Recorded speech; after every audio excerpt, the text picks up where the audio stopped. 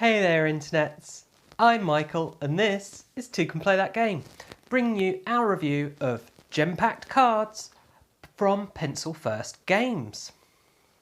So let's start with what is Gempacked Cards? Well, let's take a look at the box and see what that tells us. So we've got gems, little playful app looking gems in space. Is it a space game? Well, it says it's cards, so it's a card game. Yeah? Well, yes and no. There are cards in the game. There are quite a few cards in the game, quite a lot of cards.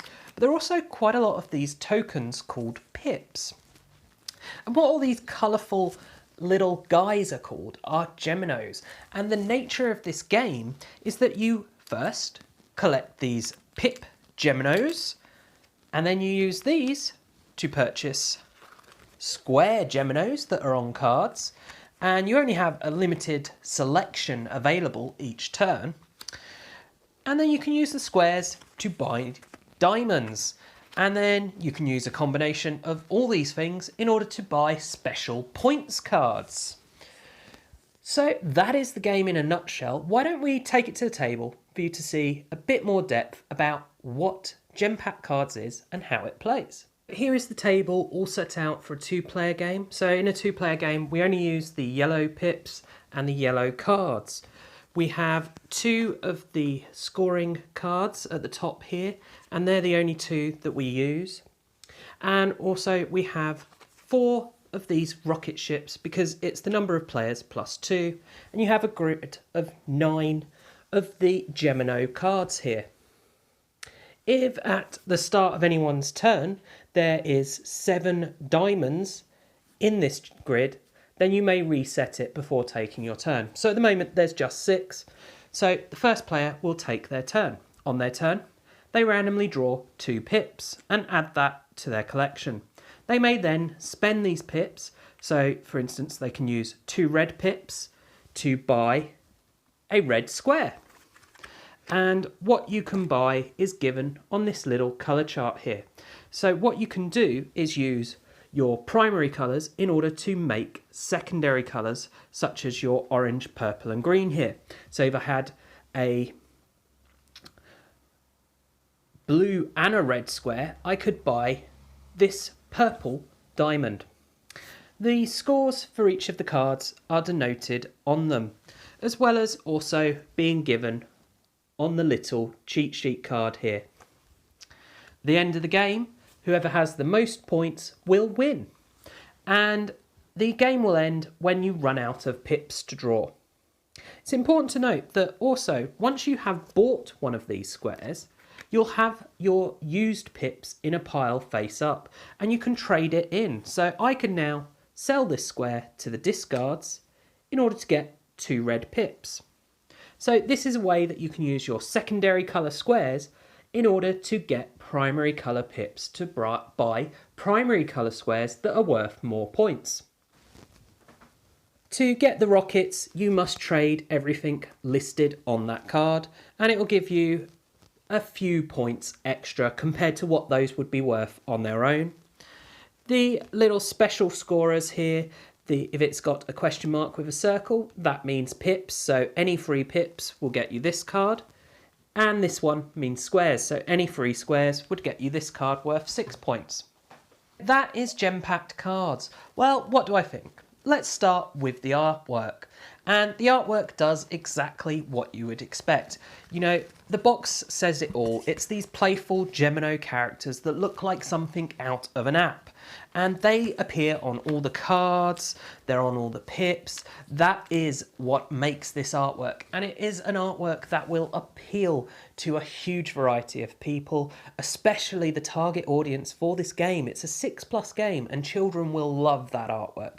But not just children. I mean, I've seen people's reaction to this artwork, and even adults just love the cutesy nature of it. They really do. So artwork wise, it's great, it's light, it's attractive, it draws you in, it makes you want to play. Then what about the components? Well, I'm going to start by talking about the insert because This is a game that comes in a box it was meant to be in. You know, there is no wasted space in this box. It is absolutely a perfect fit. You can fill up both sections of cards. You've got all the pips fit in. And more importantly, the way these pips fit in, they are really tightly held. Obviously not as tightly as I thought.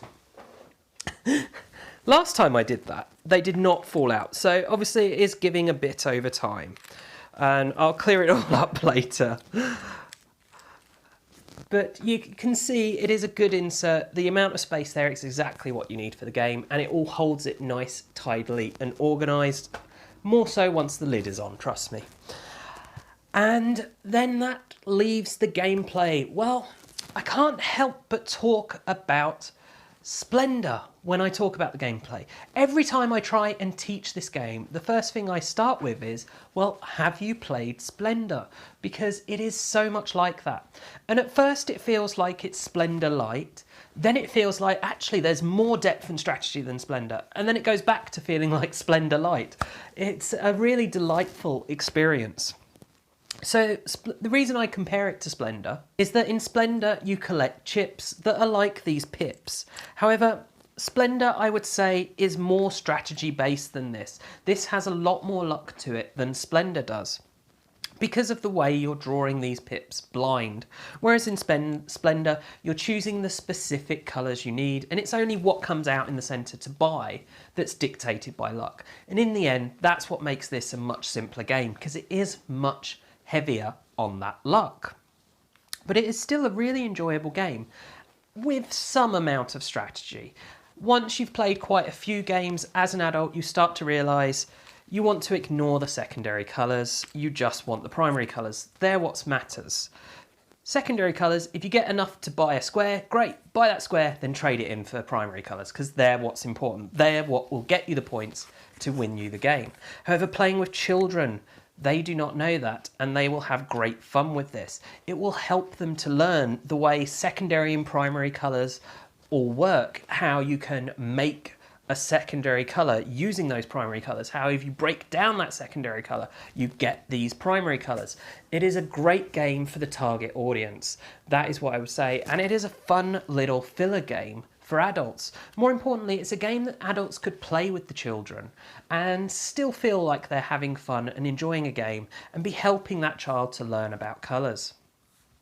So overall, yes, I think this is a fantastic game. However, it's not one I will play a lot because I would simply choose to play Splendor because of the lack of luck in that. It is a more strategic, more enjoyable game for me as an adult gamer who doesn't have any children. However, if you have children, this is a fantastic family game and it will work fantastic as a gateway towards Splendor and being just a quick, simple, fun, light game with this cute little app artwork. Absolutely fantastic job on this. So, can 2 play Gempacked Cards? Well, yes, 2 can play Gempacked Cards. However, I will say the game really does change depending on the number of players, because when you're playing 2, very little changes in the centre from turn to turn for the most part. Whereas when you're playing with 4 or up to 4 people, or even 5, it starts to really change by the time it gets back to you. So it's much harder to plan and strategize with the higher player numbers, much easier with the lower player numbers. But either way, an enjoyable family game. So I do hope that you've enjoyed this video. Of course, if you have enjoyed it, please do check out the rest of the videos on the channel, subscribe to the channel and share it with your friends and family, as well as taking a look at us on social media. You can find us on Facebook and on Twitter. And as always, thanks for watching and bye for now.